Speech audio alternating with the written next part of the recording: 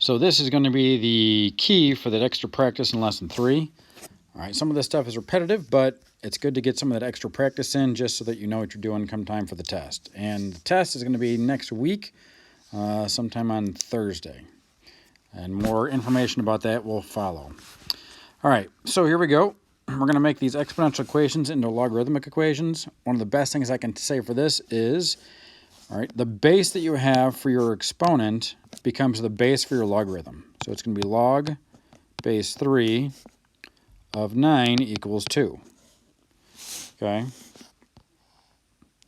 Again, here's your base of your exponent. So log base 5 of 625 is equal to 4.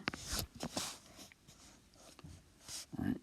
We have log base 4 of 1 over 64 equals negative 3. Log, now because this has a base of 10, you don't need to write the 10 in it. It's not wrong if you do, but you just don't have to if you don't want to.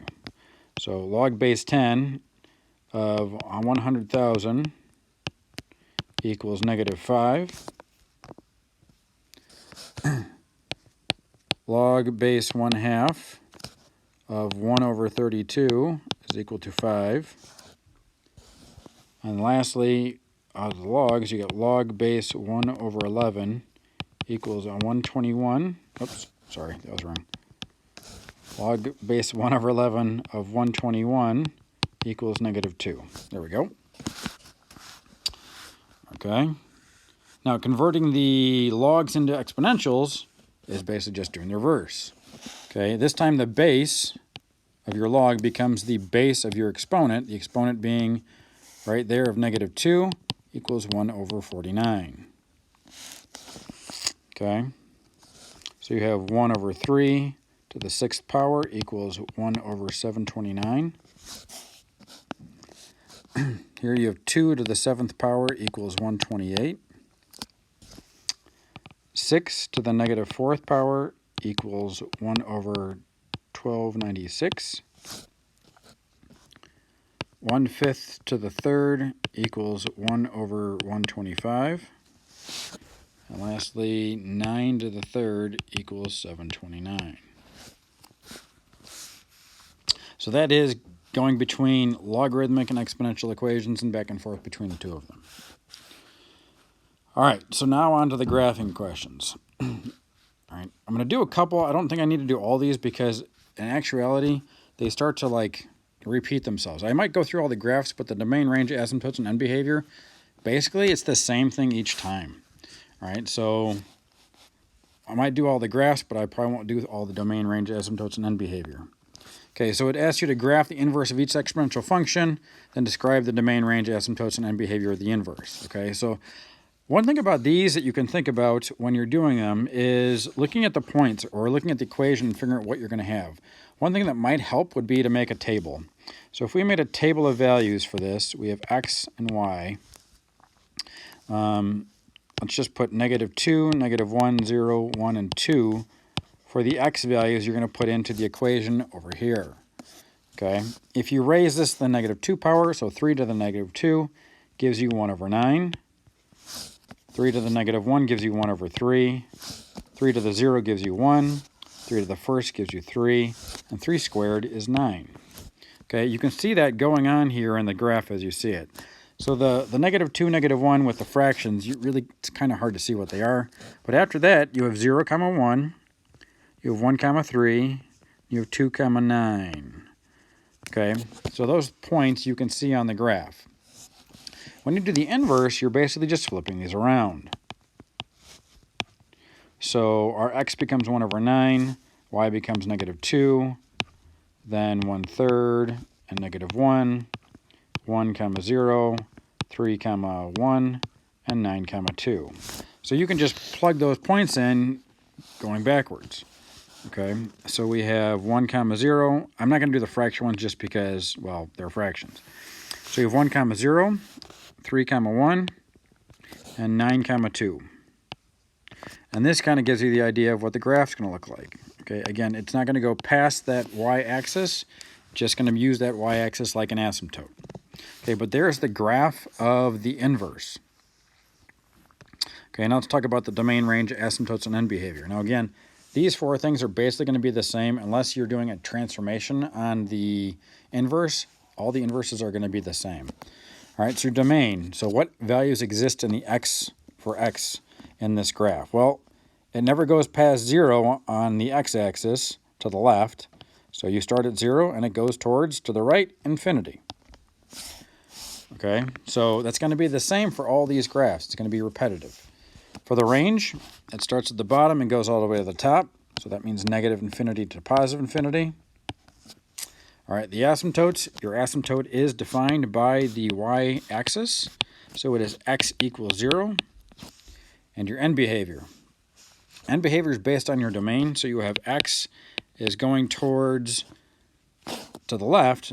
It doesn't go past 0. So as it goes towards 0, because it doesn't go past 0, all right, there is nothing over here on the graph that's less than 0.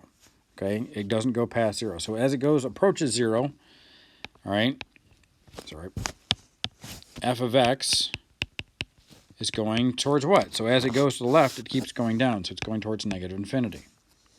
All right, as x approaches positive infinity, the graph is doing what? So as you go to the right, the graph keeps going up. So as as x approaches infinity, f of x also approaches infinity. All right, now again, going through all these, your information for those different things, the domain, range, asymptotes, and end behavior, is basically going to be the same unless you're doing a transformation as well. Okay, and we're not doing transformations now. I think that's in lesson 4. Okay, and let's do another graph with all the stuff just so you can see how it is the same, and then I'll finish off the graphs with the inverse graphs, but I won't really go over the other stuff. So, we have 2 to the x. So if you think about this, I'm just going to put a table of values just for the positive values. So 0, 1, and 2. The reason I'm doing negatives is because I know they're going to be a fraction anyway, and I don't want to graph fractions on my coordinate plane, so I'm not going to. So 2 to the 0 would be 1, 2 to the first is 2, and 2 squared is 4. Okay, so those are the values that we see on our graph already. So here's 0, 1, 1, 2, and 2, 4. So we see those points on our graph. Now if we do the reciprocal, or sorry, the inverse, not the reciprocal. If we do the inverse, we're going to flip those. So it's going to be 1, 0, 2, 1, and 4, 2. And here's going to be your graph. Okay. All right, so just like with the other graph, when you look at the domain, it doesn't go past 0, but it does go towards infinity. The range goes from the bottom to the top, is negative infinity to positive infinity. The asymptotes, again, is on the y-axis, which the equation for that is x equals 0. And your end behavior is based off your domain and what's going on with the range. So you have, as x approaches 0, f of x is going to approach negative infinity because it's going down. As x approaches positive infinity, f of x is going to also approach positive infinity. Okay, so you're going to do the same basic thing for all these graphs. So again, I would recommend you practice these things if you haven't already, but you should have.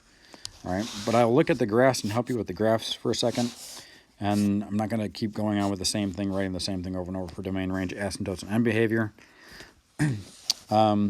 So if we're looking at the graph here, we look at the points. You have, you have x and y. If you have 0, 1, and 2, all right, 10 to the 0 power is 1. 10 to the first power is 10. 10 squared is 100. That's going to be off the chart, so we're not going to even use it.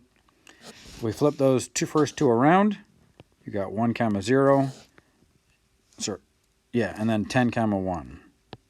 It's going to be a much flatter graph.